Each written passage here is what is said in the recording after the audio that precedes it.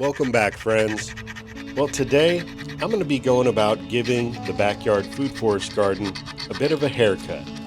I'm starting off by sharpening up my garden loppers, my pruning shears, because I'm going to be going around and pruning some of the various overgrowth throughout the garden.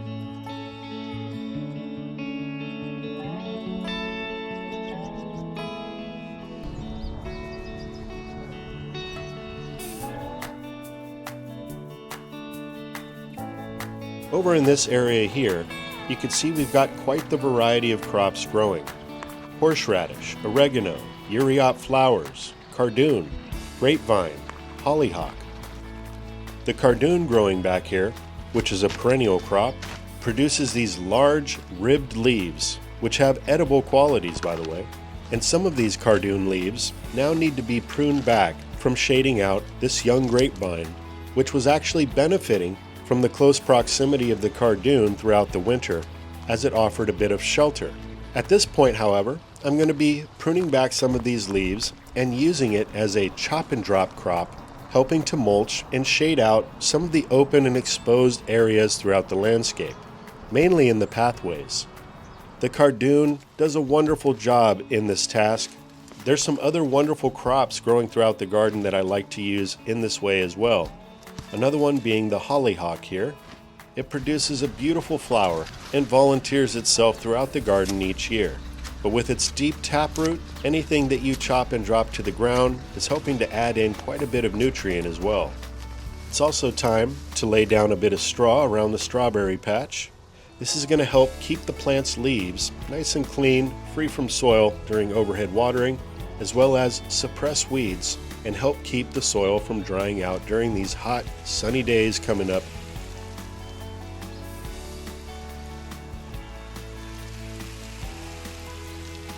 Over in this section of the garden, I'm going to be removing, first off, this large perennial tree kale and another hollyhock. Both of these plants I could easily transfer to another area in the garden, or I can just harvest the kale leaves and drop everything else as a mulch layer to the garden. We've got a Pakistan mulberry tree. This tree here is several years old. It's been a bit of a slow grower. I haven't been giving it all that much attention, but it's nice and healthy and it's really beginning to take off. It's growing right next to this shrub, which is very aggressive and has been a good companion to the young tree here, but it's beginning to grow into the tree and create a bit too much shade. So I'm going to go ahead and prune back some of these limbs and open it up, allowing for better airflow and more sun exposure.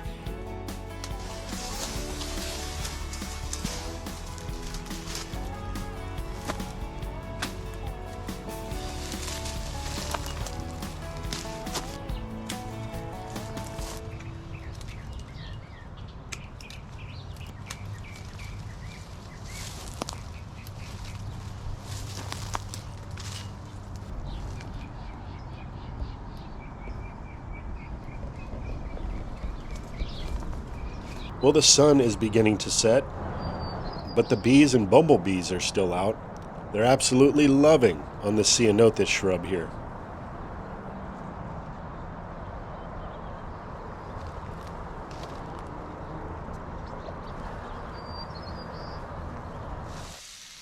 Over in this area next to the pond, I'm just going to give a little bit of water to the blueberry plants.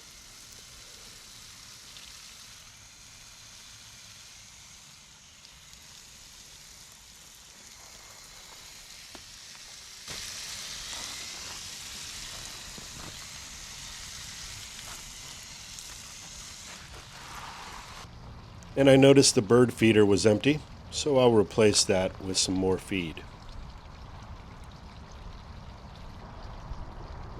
One of my favorite aspects about gardening is just being out in your garden, in nature.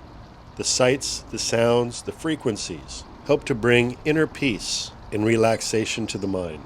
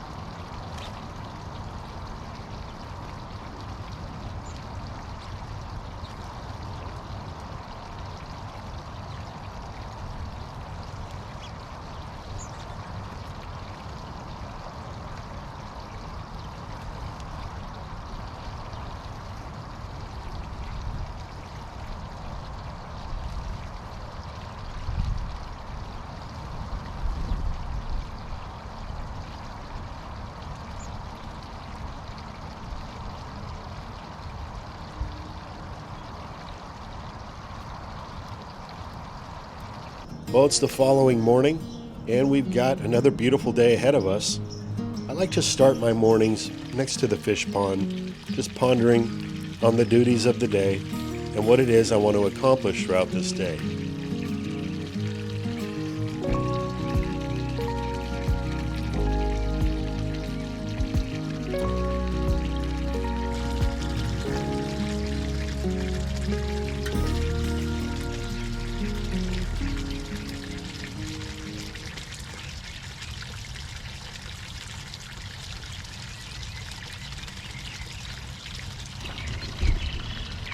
Looks like Lully the cat found a nice little place to relax under the uriop shrub.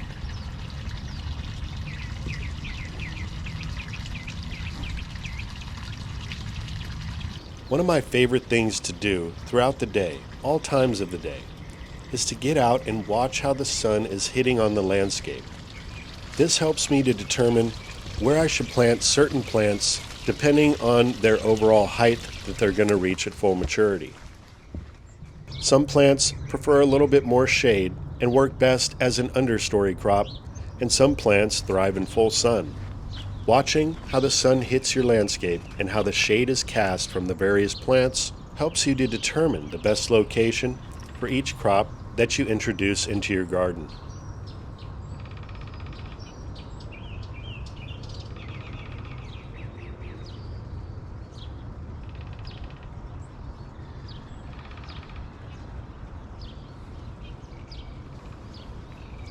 There is so much variety growing on in this garden. We've got artichokes, onions, garlic, greens, ashwagandha, berries, fruits, herbs, annuals, and the list goes on.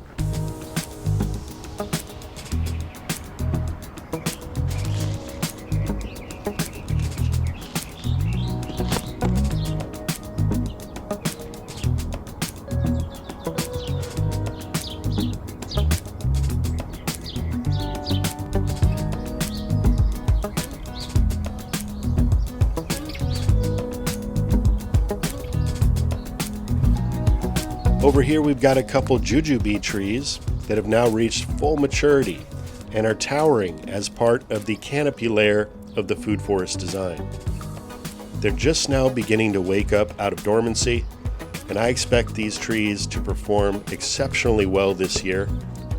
A lot of times when those limbs get heavy with fruit, they droop downward for an easier harvest.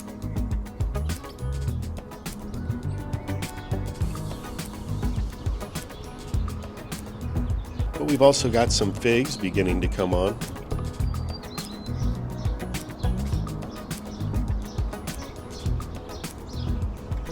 And I love the way, over time, I've been able to prune these trees to create more of a tunnel-like pathway system, where the treetops just barely touch each other.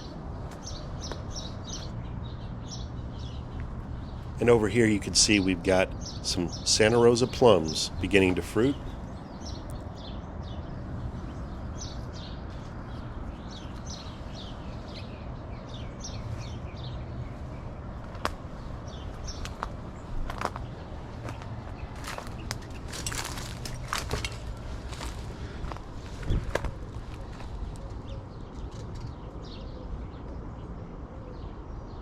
We've got plenty of almonds developing on this all-in-one almond tree. We often snack on the young green almonds.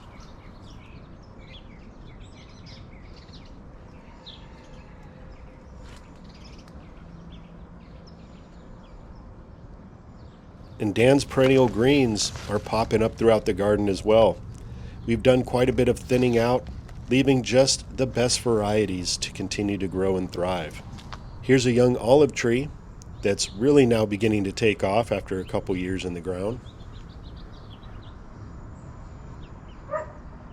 Every day I get out in the garden, it's like opening a present. You find something new, something beautiful showing up. I've got plenty of birds throughout my garden, but never have had an issue with birds taking away the harvest.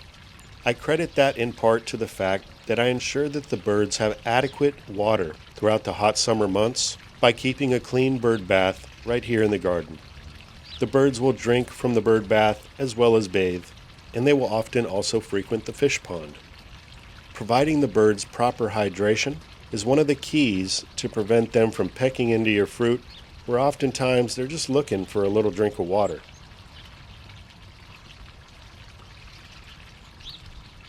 But the birds bring a peaceful vibe to the garden. The variety of bird calls taking place at this time is quite impressive, and I really do enjoy having the birds throughout the food forest.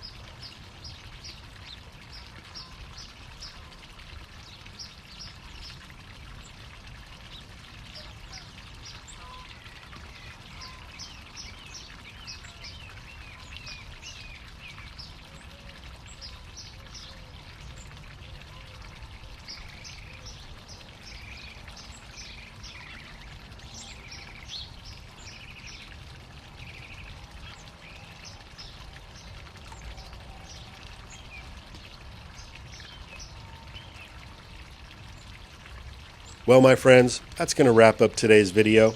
If you're looking to plant abundance in your yard, even in a smaller landscape, don't be afraid to grow a clusterful garden where you can then come around at a later time and do some pruning back and thinning out.